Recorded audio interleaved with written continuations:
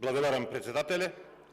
После 10 дена расправа за реконструкција на владата, не го добивме одговорот, можеби на најважното прашање, а тоа е каква корист од сето ова ќе имаат граѓаните. Ниту некој од пратениците од мнозинството, ниту најповиканиот премиерот. Па ќе се обидам во овие 10 минути да одговорам на ова прашање. Македонските граѓани нема да имаат буквално никаков бенефит од сиот овој меѓупартиски пазар, бидејќи овде се поаѓа само од теснопартиски, а не граѓански интереси.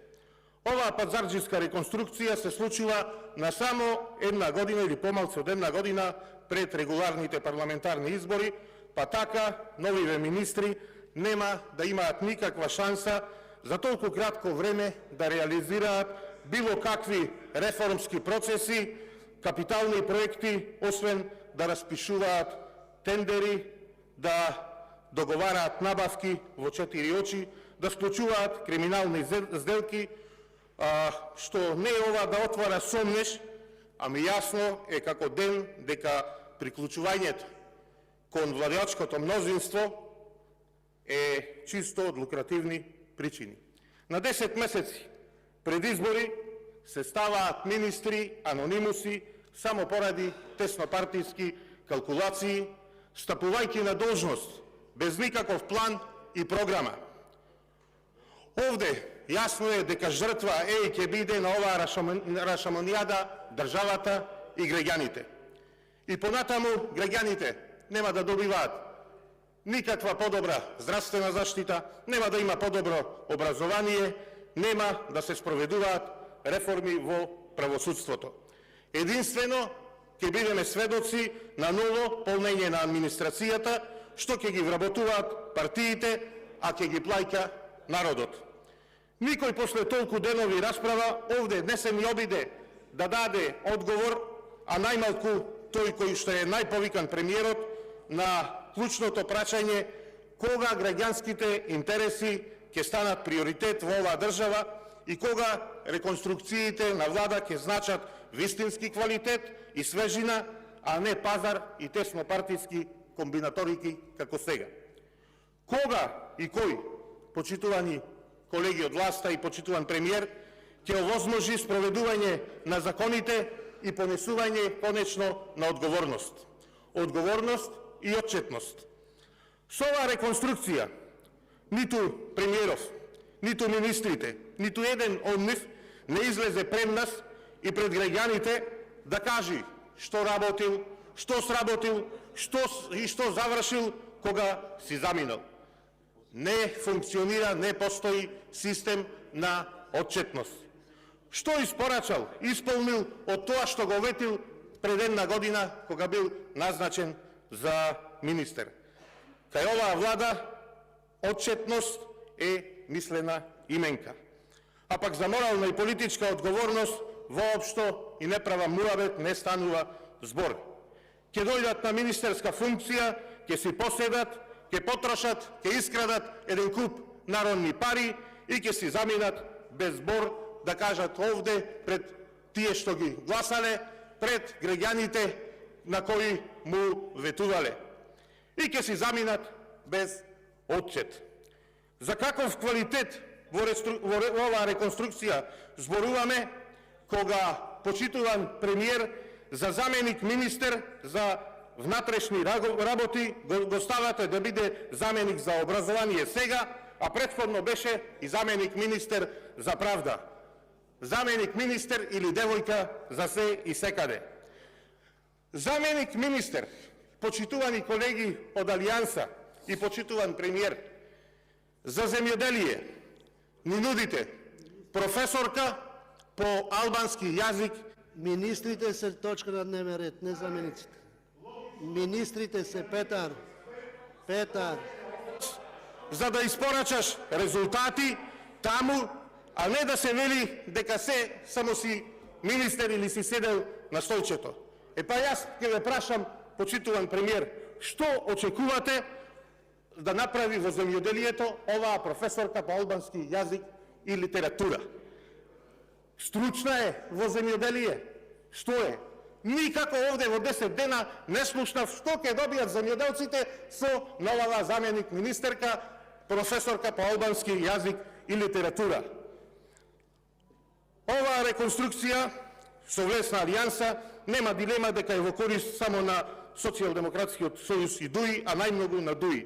ДУИ е најголем и единствен добитник во целата ситуација, а Таравари и неговиот рейтинг се веќе минимализирани, ќе му остане само кујката во Тафталиџе и по некој тендер, некој милион во наредниве месеци, што ќе го сработат некој од неговите сопартици кои сега ќе добијат некоја фотелја. Алијанса, почитувани колеги, за брзо ќе биде само спомен дека постоела како партија. Сега, почитуван премиер, ќе ви прочитам, ќе цитирам неколку изјави на луѓе, авторитети кои навистина се блиски до вас и до вашата опција. Мирјана Најчевска, професорка, за изборот на кандидати што ја поминале обуката и го положиле завршениот испит на Академијата за суди и обвинители, за кои медиумите објавија дека се деца, снаи, роднини на политичари и судии, вели, обвинителството и судовите не се стартап предпријатија на кои некој започнува бизнис, па ајде сега да видиме како ќе испадне, да му дадеме шанса да видиме како ќе работи. Таму, вели, таа треба да бидат луѓе со неверојатно искуство, со морал, со кредибилитет, проверени, оние кои поминале сито и решето. И жената, почитуван премиер, вас лично ве замолува. Дај бе, престанете да се измотавате со државата и со институциите. Најсериозно ќе пукнам веќе, па ги пукнавте вашите веќе. Затоа не треба реконструкција, треба нови парламентарни избори. До вчерашниот ваш коалиционен партнер Павле Трајанов вели вака: над 90% од тендерите се наместени. Овој народ, вели Трајанов, не може да создаде толку колку што власта може да ограби. А Ивлија. Сладжана Тасева: луѓето што знаат и можат не се на позиции, туку таму се ставаат подобни кадри, блиски до некои кругови. Исто и слично вели председателот на Македонската академија на науки и уметности Љупчо Коцарев. Се додека Македонија ја водат лукративни и неуки луѓе, нема да има просперитет. Сервилни, лукративни, самобендисани и манипулативни и неуки луѓе. Овдека, како пример, почитуван премиер, ќе ја наведам исто така професорка, сега по македонски јазик и литература, која пред некој ден сте ја назначиле во надзорниот одбор на Електрани на Македонија. Замислете, 240 милиони евра во една година од буџетот се излеани за да се покрие арамилакот во СН, а вие таму за надзор клавате професорка по македонски јазик и литература од Кривополанка. Уште еднаш ќе речам на здравје бричење, почитувани граѓани, со ваква власт, со ваква влада и со ваков премиер, а уште повеќе со вакви надзорни одбори, органи или не знам како да ги наречам. Љубомир Михајловски Џангов, ваш бивши министер, а сега председател на Адвокатска комора, коментира за состојбите во правосудството. Човекот кратко и јасно си кажува: системот е урнат, мора да се спроведат реформи.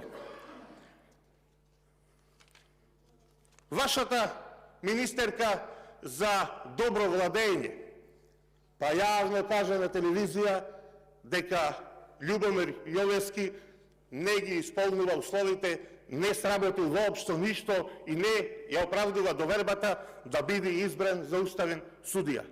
На неја се надоврза председателката на Државната комисија за спречување со корупција и кажа да би била на негово место со ваков сработен мандат, никогаш не би ни помислила да се кандидирам за така важна функција.